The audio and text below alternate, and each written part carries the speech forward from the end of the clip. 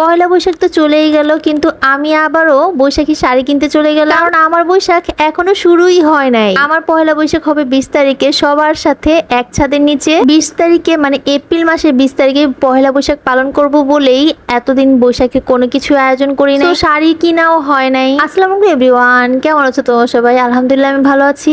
আমাদের পয়লা বৈশাখ হবে 20 তারিখে, আর এর জন্যই আমি এত আয়োজন করেছি, মানে অনেক কিছু কিনবো আজকে। যদিও অনলাইনে একটা শাড়ি পছন্দ করেছিলাম, কিন্তু সেটা স্টক আউট হয়ে গিয়েছে। সেদিনের পর থেকে আমার কোনো কিছুই ভালো লাগতেছে না, মার্কেটে গেলে কোনো কাপড় পছন্দই হয় না। এতদিন হয়ে গেছে, এখন তো একটা শাড়ি কিনতেই হবে, তাই মার্কেটে চলে যাবো। আর আমার সেই মার্কেট মানে অবিস্মরণীয় ঐতিহাসিক মার্কেট হচ্ছে কি তালতলা, যেটা আমার বাসা থেকে অনেক বেশি কাছে। সেখানে গেলে আমার জন্য অনেক বেশি সুবিধা হয়। আজকে একটা ব্ল্যাক ড্রেস পরে নিয়েছি, এটার সাথে হিজাবটা ম্যাচিং হয় নাই, কিন্তু কোনটা যে পরবো বুঝতেছিলাম না। আমার বাসা থেকে তালতলা মার্কেট যেতে অটোতে মাত্র 50 টাকা বা 40 টাকা খরচ হয়। এট ফার্স্ট আমি চলে গিয়েছিলাম তিলপাপাড়া, ভাবছি যে তিলপাপাড়াতে অনেক ভালো ভালো ড্রেস বা শাড়ি পাওয়া যাবে। তো গাইস, প্রথমে যে আমার খিদা লেগে গেছে, সো আমি এখানে যে এই লোকটার দোকান থেকে এত ভালো ভালো খাবার খাই। আর এখন কিন্তু এই শেডের কাপড়গুলো চলতেছে, শাড়ি বলো আর 3 পিস বলো, এগুলো গজ 300 টাকা করে। তিলপাপাড়াতে এই শোরুমটা ছোট একটা শোরুম আছে, আর এই ড্রেসগুলো এত সুন্দর, সুতির ড্রেসগুলো ছিল। 800 থেকে 1500 টাকার মধ্যে তোমরা এই ড্রেসগুলো পেয়ে যাবা। অনেক ভালো লাগছে আমার এই ড্রেসগুলো। আমি আসলে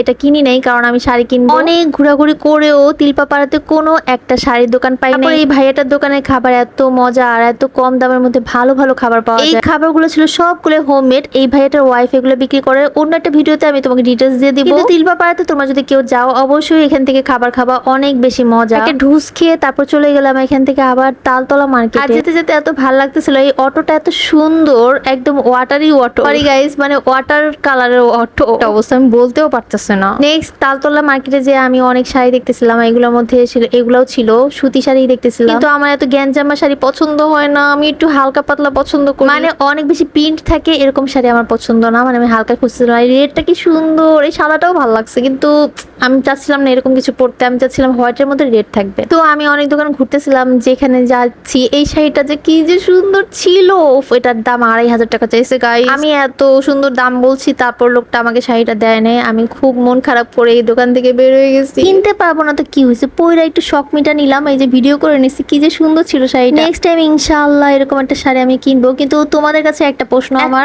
এতগুলো শাড়ি থেকে আমি কোন শাড়িটা কিনেছি সেটাই আমাকে কমেন্টস করে জানাবো। তারপর আমি দোকানে চলে গেছিলাম কানের দুল কিনতে। কানের দুল আমার পছন্দই হচ্ছিল না, তো এখান থেকে আমি চুড়ি নিয়ে নিয়েছিলাম। আমার আবার রেশমি চুড়ি অনেক বেশি পছন্দ, সো আমি রেশমি চুড়ি খুঁজতেছিলাম। তালতলা একটা কি মানে রেশমি চুড়ি সব দোকানে পাওয়া যায় না। দেন আমি তালতলা মার্কেট থেকে বের হয়ে বাইরের স্টল গুলোতে খুঁজতেছিলাম, আর সেখানেই ছিল এরকম রেশমি সুন্দর সুন্দর চুড়ি। আমি চুড়ি দেখলে আটকায় যাই, সব নিয়ে আসতে ইচ্ছা করে আমার। কেউ আমাকে ভালোবাসলে চুড়ি গিফট করো গাইস, আমি অনেক আনন্দ করে নিয়ে নিবো, আর সারা জীবন মনে রাখবো।